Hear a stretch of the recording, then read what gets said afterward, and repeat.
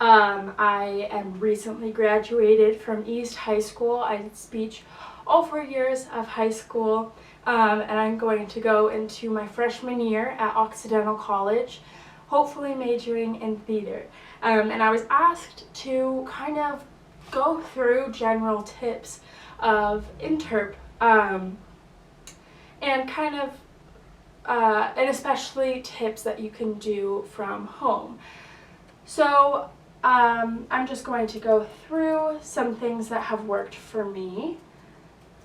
And also, do not hesitate to reach out. I will put my contact information somewhere on the screen, and then probably also in the description. I'm going to start off with how to pick a script, kind of the most basic part of speech. I mean, it's the fundamental part, but it can be really confusing. Starting out, obviously pick something that you're passionate about, that you wouldn't mind performing over and over again, spending most of your energy on. And this could be a societal issue, this could be a specific person. So pick a piece that you find really interesting. And if you have topics that you think is interesting, such as, I don't know, politics or anxiety, ADHD, etc., then that'd be really interesting to look at. But when looking at a script, you have to keep agency in mind.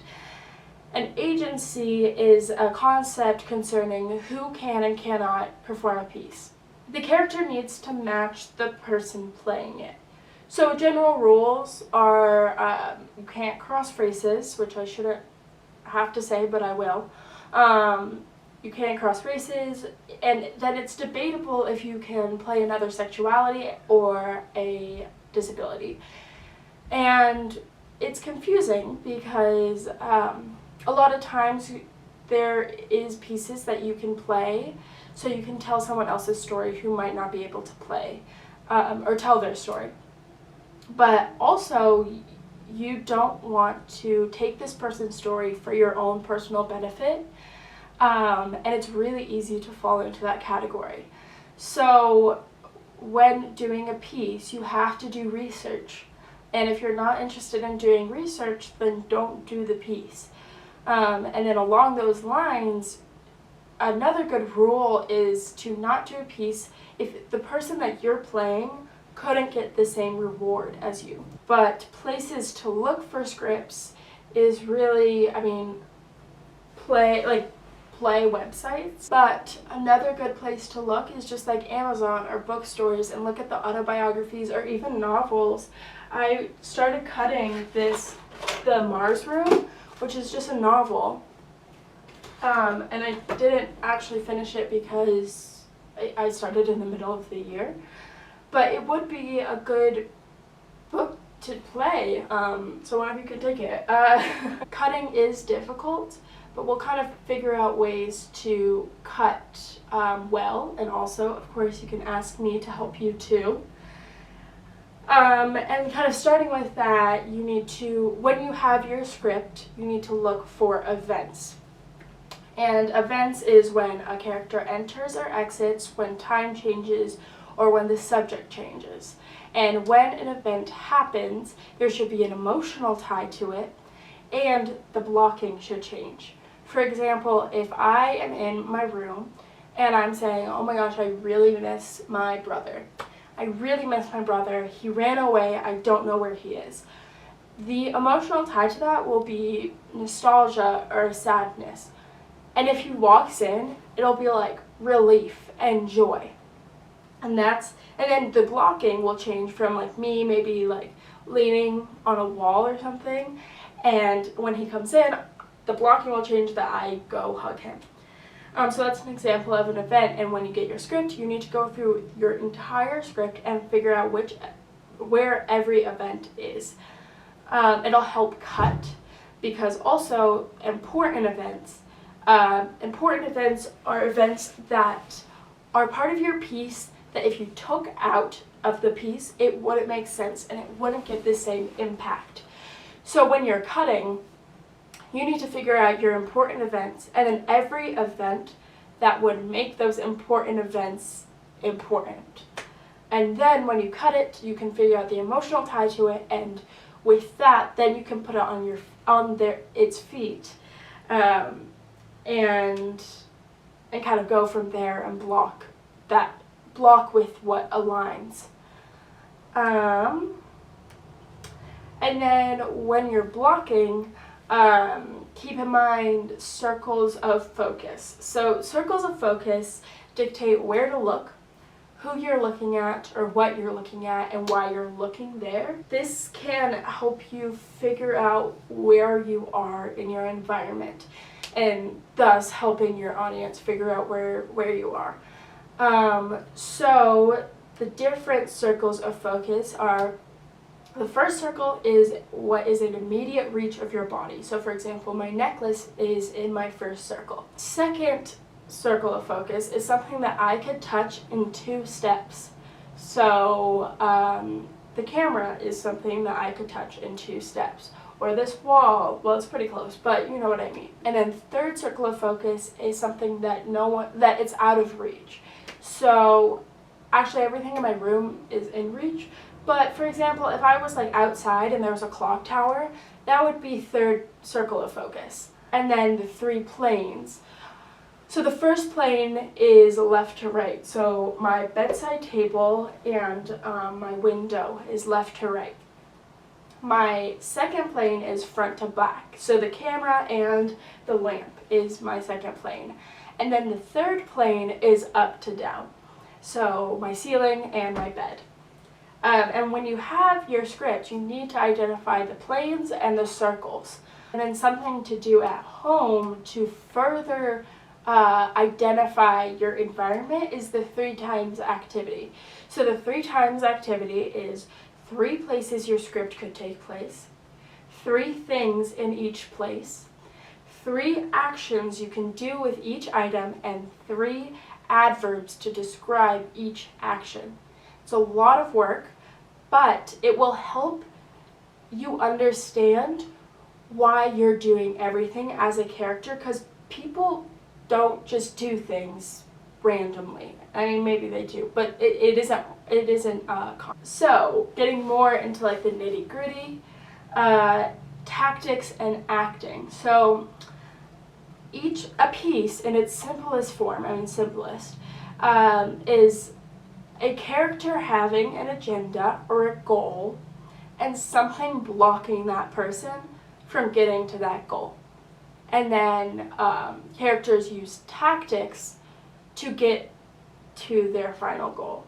I say, okay, so if we take my duo from this year, my character, her final goal was to be a good mother to her son. And an obstacle that was keeping her from giving her son an amazing life was her husband, Frank. So the tactics she used to get away from her husband was first, compliance. She kind of just let her husband abuse her. She stayed in an unhealthy relationship so that she could provide her unborn child with a life. But then her friend Iggy comes in, says, your son isn't going to have a good life with this man. So her second tactic is to leave Frank. Then her third tactic, when Frank comes back to take Buddy, was to kill him. Sorry to spoil it, but she kills him. And then another obstacle is that she might go to jail. And so her fourth and arguably her final tactic was to lie her way out of that trial. So that's just kind of an example. That's really simplified. Like if you watch the whole 10-minute piece, there's like a lot going on, if you couldn't tell. But in simplest form, that's what tactics are. So tactics are the different ways the character tries to get what it wants. So an activity that you can try for tactics is look up a selection of verbs and then say the sentence, I need to go grocery shopping, in like 3 different ways. For example, you could say it angrily, emotionally, pleading, maybe persuading. And then when you have your script, try every tactic in a couple of emotions that would fit. And then subtext is what's implied, the true meaning, and how you say any line. So, for example, if we say, I need to go grocery shopping, there's 1,000 different ways that you could say it depending on what you mean in that instant. And most of it is nonverbal. You're not going to be like, I need to go grocery shopping, because you won't. But you might say it annoyed because that person won't go grocery shopping, if that makes sense. And then you need to think about, what does the line mean? What is the feeling? And write out every potential feeling. And then how to portray this with your face and how to portray it with your voice. And then every single sentence has an operative word. And an operative word is the most important word in that sentence. And the operative word changes depending on subtext. So for example, if you say, I need to go grocery shopping, that subtext would be something to do with the other person. Like, the other person is trying to go grocery shopping, maybe. I don't know why it's so dramatic, but the other person somehow is or isn't going grocery shopping. Or if it's, I need to go grocery shopping. There's something about that the person can't go grocery shopping, and she needs to convey that she needs to go grocery shopping. She's missing something and she needs to, if that makes sense. So the most important sentence doesn't depend on like what the sentence is. It's about what situation that character is in. So the super objective, we've kind of talked about this, but it's the I want blank, and this is an overall, like, overarching goal. But for each page or for each scene, they also want something. And if you have a scene in your piece where there isn't a clear goal, you should either find the goal or cut the scene, because there's no reason to watch it. So we've talked about objective, but there's also a super objective. So a super objective is the overall goal, which I guess I have spoken about, but with the super objective, you need to show hope. The whole story can't be about how you just can't get something. That's not interesting, and also people will lose interest and they won't feel for your character. And that doesn't mean that your character has to have a happy ending. If you think about Romeo and Juliet, there isn't necessarily a happy ending. No, not necessarily. There isn't a happy ending. They both die. But during the whole play, you're thinking, oh my gosh, these two are going to fall in love. They're going to run away. The family rivalry won't matter. They're going to live out their best life. And that's what you need to show. So even if it isn't going to be okay, you need to show that it might be. And then everything needs to be specific.